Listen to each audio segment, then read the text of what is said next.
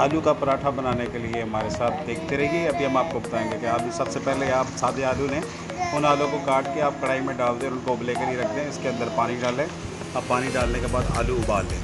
जब आलू अच्छी तरह उबल जाए, आलू उबलने के बाद आलू जो है उनको आप एक बाउल में निकाल लें और उनको अच्छी तरह से पहले मैश कर लें। जब आप उनको अच्छी तरह मैश कर लेंगे, उनको मैश करने के बाद उसको अच्छी तरह मैश करेंगे। देखें उनको मैश किया जा रहा है इसके मैशर के साथ। जब उसको मैश कर लें तो उसके अंदर पहले आप हस्बे ज़ायका नमक डाल लें। हमने इसके अंदर 2 चम्मच नमक यूज़ किया है। नमक डालने के बाद आप इसके अंदर जो है वो सुरख मिर्च डाल लें। 2 चम्मच सुरख मिर्च के हमने यूज़ किए हैं इसके अंदर। फिर आप सुरख मिर्च डालने के बाद इसके अंदर सफ़ेद ज़ीरा डाल लें। सफ़ेद ज़ीरा डालने के बाद इसके अंदर आप जो है वो फिर सूखा धनिया जो है वो भी डाल लें।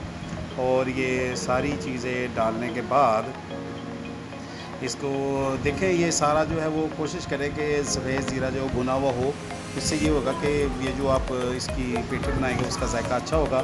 अब इसके अंदर आप जो है थोड़ी सी कुटी हुई सुरख मिर्च डाल लें। 2 चम्मच हमने इसके अंदर इस्तेमाल किए हैं। कुटी मिर्च डालने के बाद अब हम इसके अंदर सफ़ेद धनिया डाल देंगे और थोड़ा सा गरम मसाला जो है वो भी हम इसके अंदर डाल देते हैं। वो डालने के बाद अब हम इसके अंदर धनिया, प्याज, टमाटर, सब्ज़ मिर्च इसका हम थोड़ा थोड़ा सी लेंगे, उसको हम इसके अंदर डाल के और हम इसको अच्छी तरह मिक्स कर लेंगे।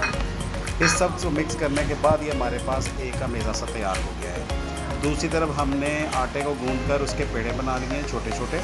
इन पेड़ों के बाद हम इसको क्या करेंगे कि 2 पेड़ों को बेलने के साथ बेल कर उसके ऊपर हम ये जो हमने अभी अमेज़ा तैयार किया इसको इसके ऊपर रखेंगे। और इसको रखने के बाद आप थोड़ा सा इसको पुश कर दें और पुश करने के साथ साथ जो आपने दूसरी रोटी बनाई है उसको इसके ऊपर रख दें। जैसे ही आप इसके ऊपर रखेंगे उसके बाद आप कोशिश करें कि ये किनारों से, क्योंकि छोटा हो सकता है, तो आप इसको खींच के इसके किनारे आपस में साथ मिला दें। इस तरह साथ मिलाने से ये होगा कि आपका जो अमेज़ा है जब आप इसको बेलेंगे तो वो आपकी रोटी से बाहर नहीं निकलेगा। देखें अब हमने इसको बेला है और इसके गोले कितनी अच्छी राउंड शेप की और मज़ेदार, अभी इसे कितनी खूबसूरत लगी रोटी तैयार हो गई है। अब क्योंकि आटा लगा है थोड़ा सा छान लें। छानने के बाद हम इसको तवे के ऊपर डाल दिया है। अब इसको थोड़ी देर पकने दें और साथ ही आप इसके अंदर देसी घी का इस्तेमाल करें। देसी घी लगाएं इसको आप अच्छी तरह थोड़ी देर के लिए पकने दें। ये देखें जैसे ही हम इसको पकाते हैं तो ये बहुत ही फ़र्कतकुन और ख़ूबसूरत सी और खुशबू इसकी आनी शुरू हो गई है। अब ये देखें बहुत ही क्रंची, क्रिस्पी और मज़ेदार किस्म का पराठा तैयार हो चुका है। अब इसको देखें कि दोनों तरफ से बड़ा अच्छा है, ये पराठा तैयार है। अब इसको हम दही के साथ सर्व कर सकते हैं। अगर आपको हमारी वीडियो पसंद आई है तो शेयर कीजिए, सब्सक्राइब कीजिए और बेल का आइकॉन प्रेस कीजिए ताकि